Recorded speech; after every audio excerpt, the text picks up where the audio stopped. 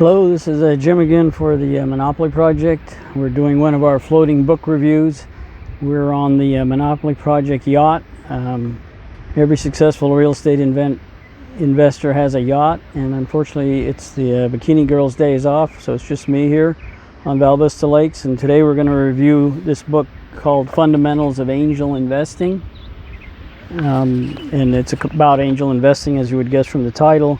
It's written by two guys, Hamilton Lord and Christopher Mirabili, who are founders of the of SeraphInvestors.com. It's a portfolio management for early stage investors. But more importantly, the Ham and Christopher actually have a lot of experience in doing deals themselves. So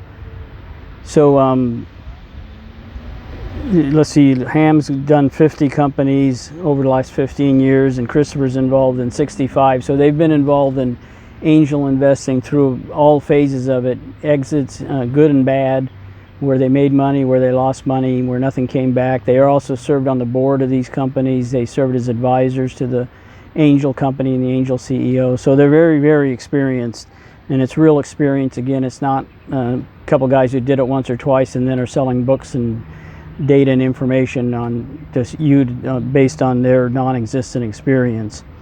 And I would like to point out, I'm just a baby angel. I've been in angel investing for 2 years now. I've invested $36,000 in 3 companies. It was originally $24,000 in the 3 companies, and then there were follow-on rounds for $12,000, so a total of $36,000. And of those, 2 are software-based related companies. One's a hardware-based company.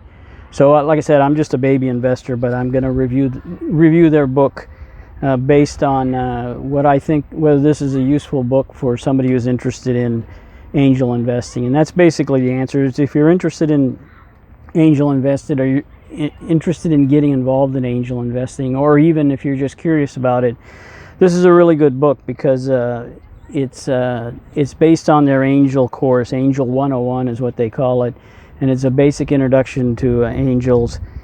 Now, on the other hand, I got to say, I'm not sure that angel investing is for everybody, because one, you have to be an accredited investor, which means that you have to have $1 million in wealth over and above your primary residence, or an income of $200,000 a year if you're single, $300,000 a year for couples. So it isn't really for everybody. In fact, we're going to talk about in our opportunity option series of blogs, we're going to talk about replacing the angel investing with something that's more applicable, because you need to be an accredited investor. That locks it out for most people, and in effect, you have to be both, and you have to be rich, both in the sense of being an accredited investor, but you also have to be rich in the literal process, because to put up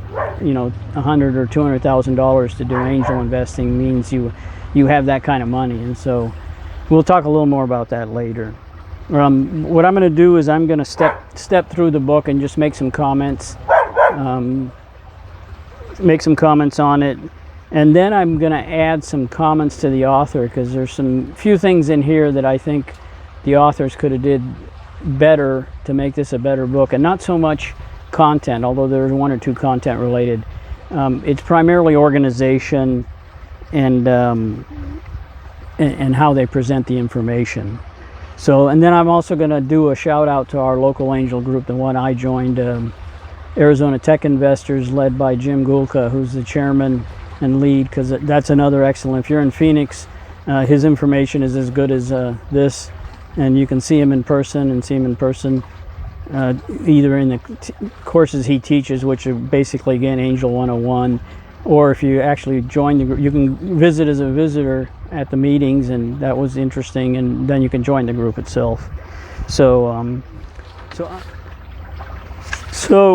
I'm going to go on now to some notes to the author. And again, I apologize to Christopher and Ham if you're listening to this, because I'm just a baby and you guys are super experienced and everything. But But I will comment that I'm mostly commenting on organization. There's one or two on content, and like I said, in general, I agree with the content. I like the organization of it, as a class, separate topics, interesting little bites. And if you go to the serif-investing.com, their company, you can see they have a lot of this content on there, and they also offer a weekly subscription where you can get these. And I actually subscribe, and so every week they send an interesting little piece of angel investing, and it's got links to forward and back and all that. So I would definitely recommend that if you're at anything at all interested, look up serif-investing.com. If you're in the Phoenix area, definitely contact Jim Gulka at Arizona Tech Investors. Okay, so a few comments, mostly content. I'm going to go from least important to what I think is most important. So I'm going to jump around in the book. For example, on my first comment on page 50 and 51, they have a question and answer section, and they actually repeated one question and answer. So if you look on page 50 and 51, on page 46, they asked the question, and basically the book set up that it's set up in a question and answer with Christopher asking Ham questions or Ham asking Christopher questions. But anyway, the question is about key risk areas and how do you find them? And the answer, the very first sentence says that's not an easy question to answer. And in reality, I think that's a misleading answer, because their due diligence checklist is exactly the answer to that question. The due diligence checklist is how you ferret out risk areas, and so I think that it is an easy question to answer. And then finally, one of the things that immediately bothered me about this book is on page 5, chapter 1. The title page, which is page 5 after the introductions and all that kind of material, it says in bold type, "What's the magic number?" And Christopher's explaining, the question he always gets at, from new time people into angel investing, but they never literally answer the question. What is the number? In fact, they go off not on the. I think he's applying it to number of companies you need to invest in. Although I would think, what's the numbers of how much money I could make? So he didn't answer that question. He didn't even put the question in context. And so I would suggest rewriting that. It's only the title and 4 or 5 sentences, but it's the very first content you read before you jump into the details. And on page 49, they go into war stories, telling some stories, and I got to admit, the stories were not very good. They were not personal enough. This is where the Shark Tank mentality comes in, right? And even in the short time I've had as an angel, I've had some of those stories, and I'll tell you one real quickly now.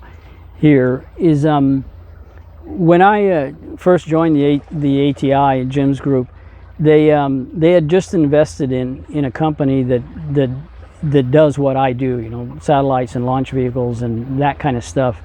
And they had done very well. They had done a first round and they'd done a second round, and it was growing, and it was up for $150 million infusion of venture capital money, which of course would have made our angels, a very good return. But I thought about the company. I said, what I know, and I kept this to myself because I was a baby, right? I was a newcomer. I'm not going to be telling them what to do. I said I wouldn't invest in that because of certain regulatory and financial risks that most people aren't aware of in rocket companies. And so anyway, so it turns out on the $150 million, just as it was going to close on Monday, on Friday, the lead investor pulled out. The other members of the team blamed the CEO for some irregularities, and it became, he left the company, and lawsuits started flying left and right. Of course, the ATI angels and everyone else who invested in the earlier rounds lost all their money. Although I think they sold the carcass to Lockheed or something like that. But anyway, so that's all interesting. So I went to as a SME, subject matter expert. I contract with NASA to do proposal reviews. Proposal of this particular one was solar missions around the Earth. You know, studying the sun, particles, things like that. And so, this was just before COVID shut everything down. So at the beginning of March of last year, we had been talking on the phone about all these proposals, and we've been grading them and you know, grading them for risk. What we're doing is not whether the science is any good, because we're not experts in that. There's a separate team that does that. But anyway, so we go to the first meeting, and I figure I'll sit in front. I usually sit in front, and I see they had little name placards down. So there's another Jim up front. So I look at it and I look at his last name. He said, that sounds familiar. So anyway, I sit there, and you know, he finally shows up, and you know, we play the who did you work with, what did you do, who did you work for, what did you do, you know, game of do you know such and such, and we go through it. And he's got a lot of interesting stories, much more interesting than my career actually, you know, even involving an Elon Musk story, so which he was in the middle of. So anyway, so you know, I said, man, you know, there's something tickling the back of my mind, but I don't know what it is. So anyway, we're going through the presentation, and my email alarm goes off, and there's an email from Jim Gulka, you know, just on some normal everyday thing. But anyway, that triggers my mind. I look at the last name and I said, aha, that's him, that's the CEO. So at the next break, you know, I say, hey, I just got an email from Jim Gulka from ATI, and it triggered my mind on so-and-so. You know, I don't want to mention any name, you know, company names here, but anyway, so we had a real good discussion then about his side of the entire controversy and what happened. And you know, I did some research afterwards, and I don't think Jim was not the bad guy. He was the good guy.